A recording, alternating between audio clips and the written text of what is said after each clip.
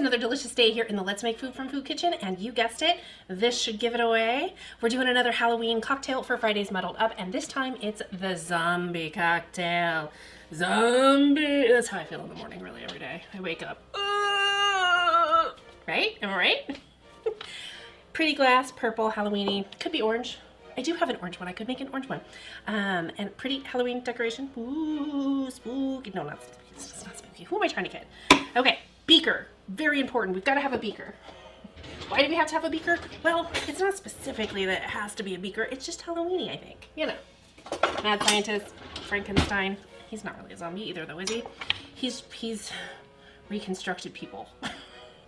Okay, I'm juicing a lime. I need 2 ounces of lime to go in our cocktail, and so I might have to get a second lime, which is perfectly fine. But I rolled it out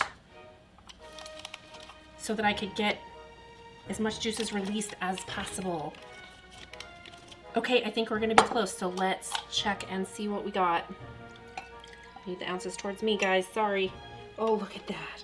You can't because I turned the ounces towards me, ha ha ha. I mean, it's exactly 2 ounces. That worked out.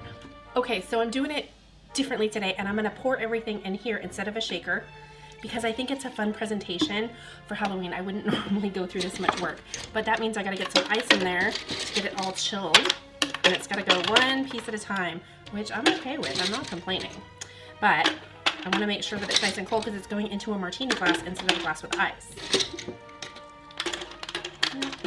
We'll start with that. I can always add more if I need to. So I need 1 ounce of dark rum. 1 ounce dark rum. Okay. Carefully pour that into my beaker. Every time I say beaker, I think of the Muppets. Is anybody else that old? Did I just age myself? Beaker from the Muppets. The smorgasbord chef was always my favorite, though. They always made such a mess in the kitchen. Like me! All right, here we go. 1 ounce of Blanco rum, white rum. Okay, and then I'm gonna do a 1/2 ounce of my raspberry liqueur. You could use grenadine if you don't have raspberry liqueur. That's closer to 1 ounce, but close enough, right? It's not actual science. The beaker's just for show. Okay, then I have pineapple juice, and we need about 4 ounces. I usually try to fresh squeeze my own, but I didn't get to it this time.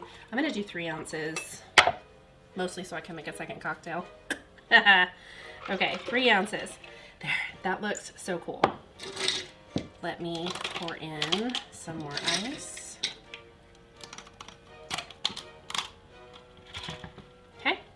There. Now, all that's left to do is swirl it around like a mad scientist. Mad scientist! Ah. Okay, and then we're going to pour it out. Ah, that's okay if the ice comes out. It's fine. It's fine. I said it's fine. Okay, and then we're going to garnish it with our eyeballs. Peeled grapes, guys. Come on, peeled grapes. And there we go.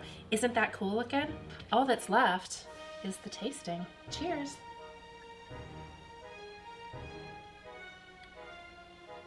Zombie. Just kidding. It's very, very good. It's sweet, it's tart, it's fruity, it's rum.